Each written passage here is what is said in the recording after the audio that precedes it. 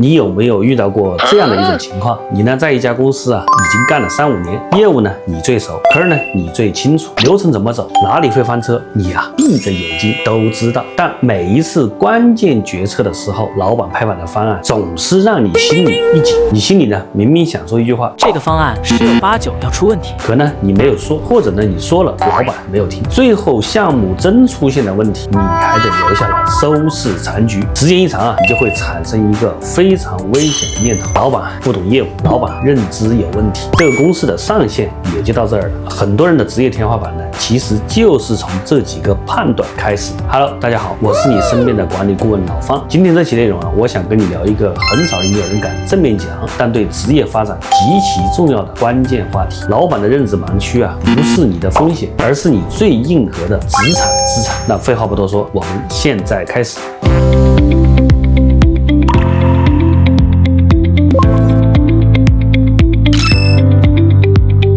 首先呢，我们要纠正一个非常普遍但极其致命的误解。很多人理解的向上管理是我能力强一点，方案写得细一点，加班多一点，多承担一点。那其实呢，潜台词只有一句话：只要我够优秀，老板总会看见我。但现实呢，恰恰相反。那我见过呢太多能力很强的人，最后卡死在一个位置上。原因呢，其实只有一个，就是他解决的是业务问题，而不是老板的问题。那所以呢，我们要记住一句非常重要的话：老板的位置呢，天然就会产生认知盲区。其实呢，也不是因为他笨，而是他的世界被迫发生了变化。那我们来把这件事情来讲得更清楚一点。那老板的认知盲区呢，通常会来自于3个方向。第一，信息结构变了，你在第一线看到的是细节，那老板呢看到的是趋势和汇总。你觉得要命的问题，在他的报表里面可能只是一个不起眼的小数点。第二呢，是时间和精力呢被高度的稀释，你呢盯的是一个项目，他呢要切换10几个议题，不是呢他不想好好的想清楚每一个问题，而是呢他根本没有那么多时间想到这么细。第三呢，他承担的是系统性的风险，你担心的是方案对不对，那老板担心的是万一错了，公司该怎么兜底。那你呢会发现一件事情，那老板的决策逻辑和执行层的决策逻辑天然就不在一个频道里，而在这里呢，就是很多人职业发展的第一个分水岭。大多数人呢看到的老板的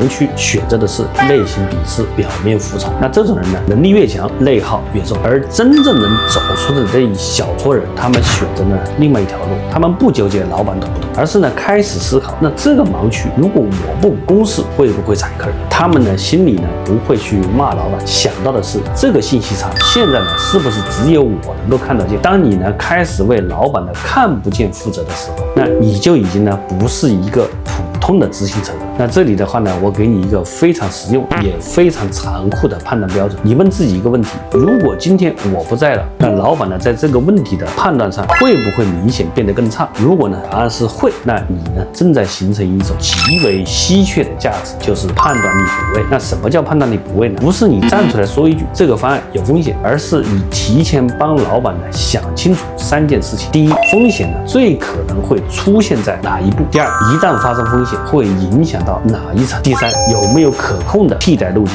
那这不是反对，这是在帮他完成决策的闭环。那老板呢真正需要的从来不是更聪明的下属，而是呢一个能够让他少犯错、少纠结的人。那当你呢开始持续的输出，提前暴露风险加结构化的判断，那老板对你的定位呢一定呢会发生变化。他可能呢不会马上的去夸你，但是呢有一个信号呢一定会出现，就是遇到重要的问题的时候，会先问你一句：你怎么看？那这意味着你开始被他纳入到决策的视野之内。好，我们来总结一下今天的内容。第一，老板的认知盲区是结构性产生的，不是个人的能力问题。第二，抱怨盲区的人永远是执行者，主动补位盲区的人才可能进入到更高层次的决策讨论。那第三，真正的向上管理不是表现得更努力，而是减少老板的决策成本。那最后，老方呢想送你一句话：向上管理的最高境境界不是呢补自己的短板，而是呢补老板的盲区。那你补的不是能力，而是视角；不是执行，